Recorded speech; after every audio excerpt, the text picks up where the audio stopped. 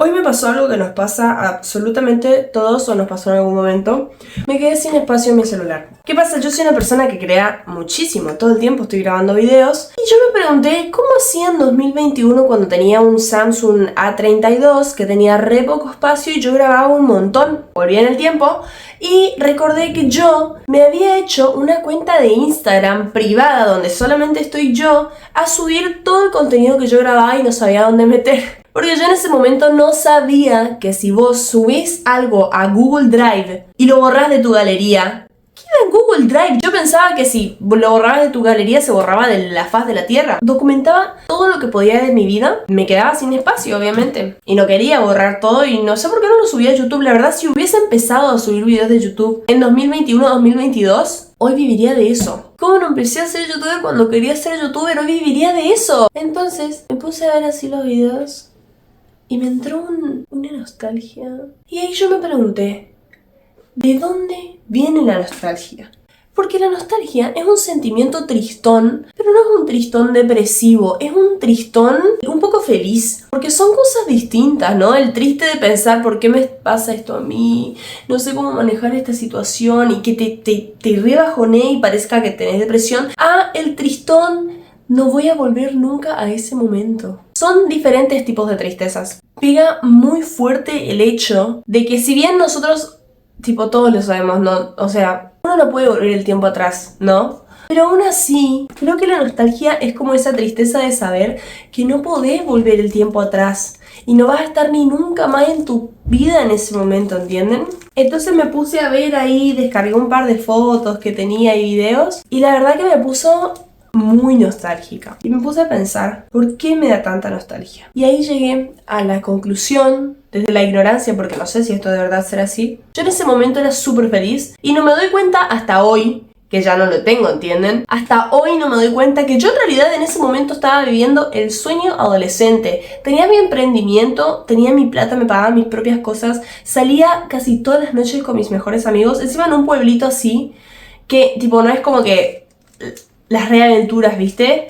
Pero me cagaba demasiado de risa con ellos, entonces era glorioso. Y estoy feliz también de haber vivido esa etapa, pero a la vez es como que, güey, no voy a volver. ¿Cómo? Ay, no, es que me da mucha bronca saber que efectivamente no se puede volver el tiempo atrás. ¿Por qué no existe una máquina del tiempo? Deberían crear ya esas cosas, boludo. Me da una bronca saber que no voy a poder volver nunca a esa felicidad. No me malinterpreten, yo estoy feliz hoy en día, pero no tanto como cuando tenía 16. Y vieron que muchas veces nosotros hacemos cosas que es como que nos devuelven a nuestro lugar seguro del pasado. Les pongo un ejemplo. En 2021 yo miraba mucho anime porque tenía una obsesión con tener una lista larga de animes vistos y empezaba como de a 4 animes y yo en ese momento tenía un tic o un toc. Lo que empezaba lo tenía que terminar lo antes posible y me ponía muy ansiosa. Entonces ponía de fondo para cada cosa que yo hacía y me miraba como de a 4 animes y me empezaba animes que no me gustaban pero ya los empecé. Entonces los tenía que terminar. Con el tiempo dejé de mirar anime. No porque ya no me guste, pero hoy en día, en el presente nosotros por ahí hacemos cosas como yo, por ejemplo, quiero mirar anime otra vez porque es como un lugar seguro. Y tipo, cuando yo miro anime, esté donde esté, es como un lugar seguro, es como un lugar de confort, ¿entienden? Porque yo mirar anime lo relaciono con 2021, 2022, cuando no tenía preocupaciones, cuando podía mirar todos los animes que quería, hacía pulseritas, era tipo todo más relajado. Entonces yo mirar anime lo asocio con esa época dorada de mi vida y es como que mi lugar seguro, ¿me entienden? ¿No les pasa por ahí que volver a un lugar o volver a una persona o volver a hacer una cosa que ustedes hacían en un tiempo que fueron muy felices, que les da una re nostalgia, es como que se sienten apapachados, es como un confort, ¿entienden? ¿Entendieron mi ejemplo del anime? Tipo, yo miro anime y de repente me siento un confort en mi corazoncito. No importa si yo estoy abajo de la lluvia de los truenos, en un colectivo o en el monte Everest. Yo si empiezo a mirar anime, de repente me siento en mi camita otra vez, ¿me entienden? Esa comodidad. ¿Qué quiero decirles con todo esto? Que la nostalgia es un sentimiento muy fuerte. Sí que no me pegó fuerte hoy cuando estaba revisando otra vez todas esas cosas, pero hay veces donde posta a posta la nostalgia te pega muy duro. Y te da una bronca y a la vez, ay no, es como, ¿cómo podemos definir a la nostalgia, boludo? La nostalgia es una emoción compleja que implica una mezcla de sentimientos positivos y negativos. ¡Sí! Porque vos te sentís triste, pero no es una tristeza dolorosa. Durante mucho tiempo fue vista como algo puramente melancólico. Qué buena palabra melancolía, boludo. Siento que va muy de la mano. En portugués hay una palabra que se llama saudade. Es como que es una palabra muy buena onda y no tiene traducción literal, pero es de esas palabras. Hoy como amo las palabras que no tienen traducción literal, tipo me parecen muy mágicas. Melancólico o incluso patológico. Pero hoy la psicología moderna la considera una emoción normal y saludable. Es muy largo leer. A ver. ¿Qué pasa en el cerebro? Uy, sí, con la música me repasa. Con la música que escuchaba en esos años dorados de mi adolescencia, oh no, Can I Call You Tonight? Te juro que me teletransporta, boludo, me teletransporta. ¿Qué pasa en el cerebro? De verdad, ¿qué pasa en el cerebro cuando sentimos la nostalgia? Se activan áreas del cerebro relacionadas con la memoria autobiográfica, como el hipocampo y la corteza prefrontal medial. No vamos a leer eso. No quiero saber de ciencia. Bueno, sí, yo lo voy a leer, pero para parte va a ser aburrido. Bueno, les leo. También se estimulan zonas del sistema límbico, especialmente la amígdala, que regula las emociones. Hay liberación de dopamina asociada al placer y oxitocina vinculada a los vínculos sociales. Por eso, aunque extrañamos, también sentimos calidez. Esa era la palabra, calidez. Cuando yo miro animes, siento una calidez. No importa que esté abajo de la tormenta. Me siento apapachada, porque yo en esos tiempos miraba anime, pero todos los días. Entonces fue como una característica clave. ¿Vieron que hay épocas de la vida donde tipo hay características claves? Tipo yo, bueno, en esa época era anime, hacer pulseras y salir con mis amigos.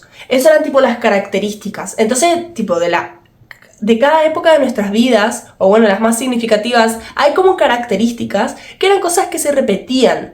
¿Entienden? Cuando yo siento, por ejemplo, en el 2021, yo miraba mucho anime, ¿no? Después dejé de mirar anime. Hoy, en el 2025, cuando miro anime, siento una calidez, porque en el 2021, cuando yo miraba, era como una época... Es por una cuestión tipo de que asociamos, nuestro cerebro asocia inconscientemente con una época feliz de nuestra vida cuando volvemos a hacer algo que hacíamos en el pasado. Está procesando. ¡Ay, dale! En el celular son más rápido, ¿eh? Siempre trátenle bien a su ChatGPT, porque si un día se rebelan, vos le puedes decir, yo te traté bien a vos. ¡Wow! Mi cerebro asocia el anime, o sea, algo del pasado, con un contexto emocional específico, la etapa del 2021. Donde yo era feliz, estaba con mis amigos, tenía mucho tiempo libre y sentía plenitud y no tenía que pagar un alquiler, no tenía responsabilidades, no tenía que trabajar ni elegir una carrera. Me mantenía mi mamá. Entonces el anime no es solo un anime para vos, me dice ChatGPT. Es un puente emocional hacia ese momento dorado. ¿Pero qué ocurre en el cerebro de ChatGPT? Cuando hoy, en 2025, volvés a mirar anime, esto del anime es un ejemplo, ¿ok? Tomen mirar anime, cuando yo hablo de mirar anime, tomen como cuando ustedes vuelven a hacer una cosa que hacían en el pasado, nada más. Se activa un circuito neuronal que incluye hipocampo, recupera memorias autobiográficas. O sea, yo en el 2021, mis amigos, mis tardes felices. Amígdala, le pone carga emocional a esos recuerdos. Calidez, alegría, confort. Vieron que acá en mis videos ustedes aprenden cosas, no es que se ríen nomás conmigo o de mí, también aprenden cosas. Corteza prefrontal medial. Integra esas emociones con tu sentido de identidad actual. Yo era esa persona. Esa etapa fue muy mía. ¡Ay, ChatGPT me entiende tan bien! ¡Esa etapa fue muy mía! Sistema de recompensa. Se libera dopamina y oxitocina, provocando esa sensación de bienestar y conexión. En resumen, sí, yo tenía razón. Tu cerebro hace una asociación emocional inconsciente entre el anime y una etapa feliz de mi vida. Reitero, entre algo que vos hacías en tu pasado y volvés a hacer ahora.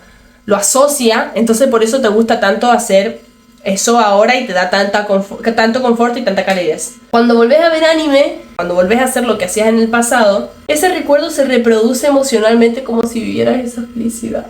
¿Cómo me entendés, ChatGPT? ¿Cómo me entendés? Extra. ¿Por qué sentimos calidez y no tristeza? Porque aunque extrañas esa etapa, tu cerebro interpreta ese recuerdo como positivo y significativo, no como una pérdida dolorosa.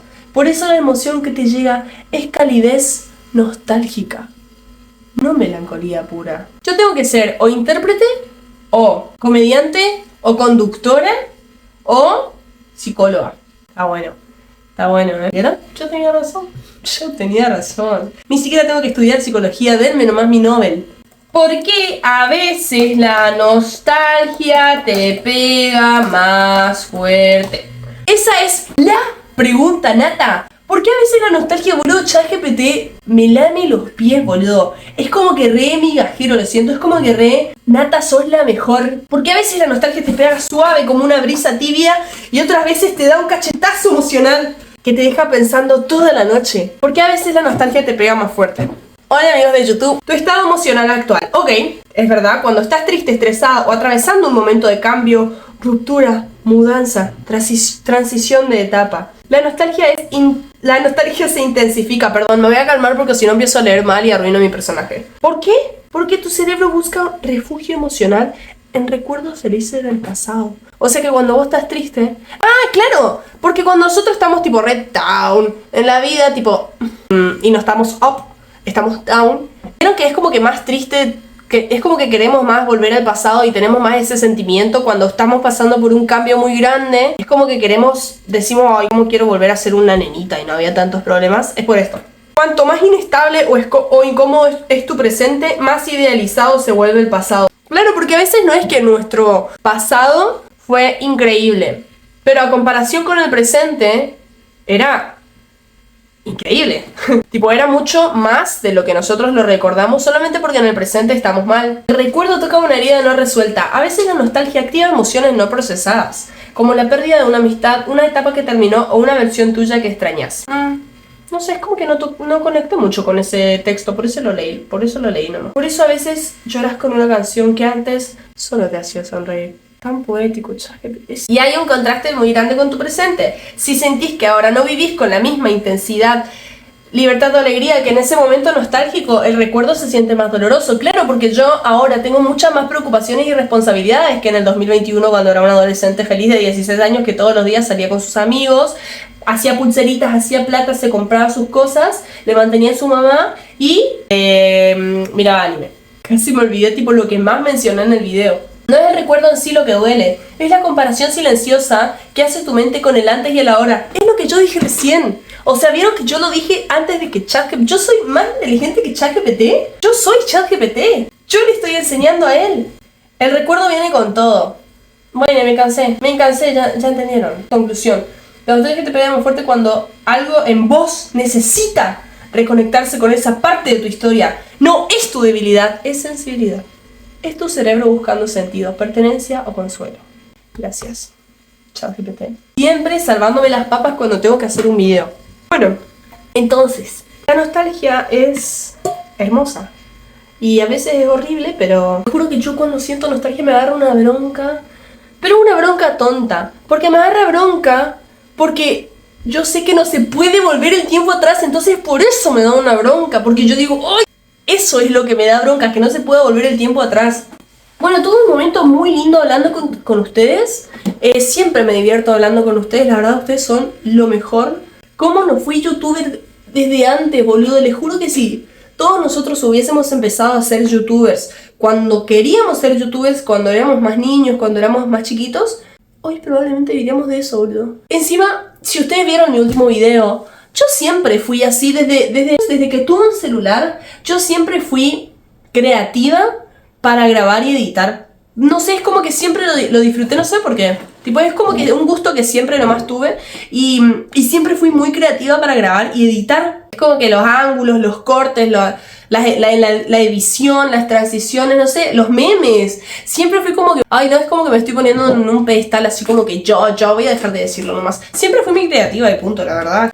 Por otro lado, traje mi cubo de Rubik de mi casa. Me gusta mucho. ¿Les digo algo? Me da mucha más dopamina armar un cubo de Rubik por 3 minutos que mirar TikTok en 1 hora. Me da mucha dopamina y satisfacción. Porque realmente no es algo muy complicado. Tipo, nada más tenés que memorizar. Creo que como 6 o 7 algoritmos. Algoritmos sería tipo movimientos. Tipo, haces abajo, al costado, arriba, al costado. Y bueno, eso es un algoritmo, ponele.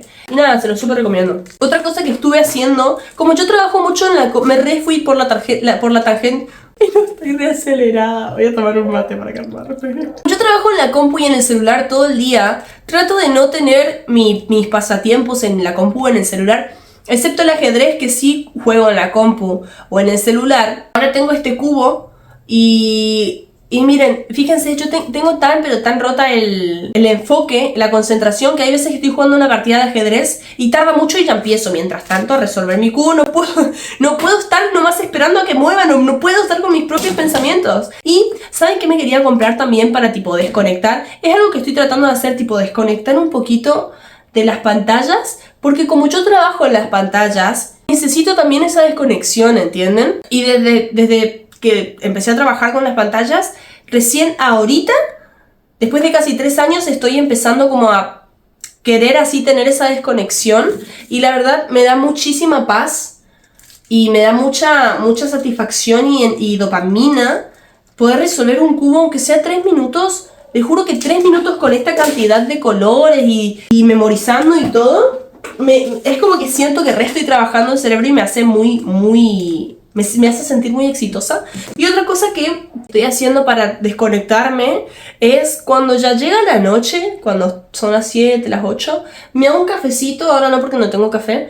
Me hago un cafecito, empiezo a jugar ajedrez. Entonces, mientras tomo mi cafecito, juego ajedrez. Y también empecé a escuchar el podcast de Emma Chamberlain que se llama Anything Goes. También me da mucha paz. Es como que le estoy encontrando otra vez el sentido a cosas más lentas, vivir la vida así más lento, no todo el día, cuando ya te lo pide tu cuerpo y tu mente. Y me quiero comprar un librito de sopa de letras, porque una amiga lo tiene y un día me prestó como por 5 minutos y me envicié mal, y es muy divertido. Tipo, no sabía que era tan divertido y ahora quiero un librito de sopa de letras. Y nada, eso era lo que le quería contar. Esas son las formas en las que hoy, siendo una persona que trabaja en las pantallas, estoy desconectándome así de esa forma.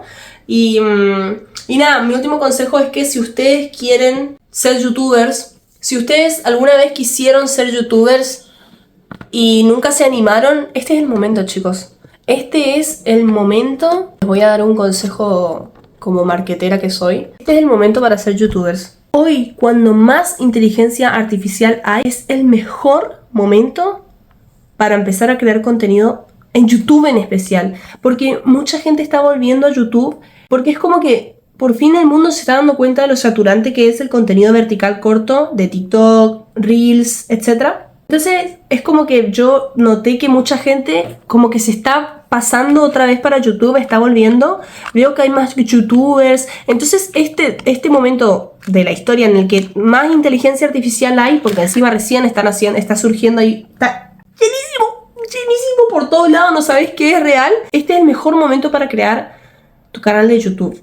Sea lo que sea que quieras hacer, yo siento que YouTube va a tener una vuelta. O sea, nunca se fue, pero estos últimos 5 años tuvo un bajón impresionante por la llegada de TikTok y de Instagram Reels. Pero ahora siento como que se está reflotando.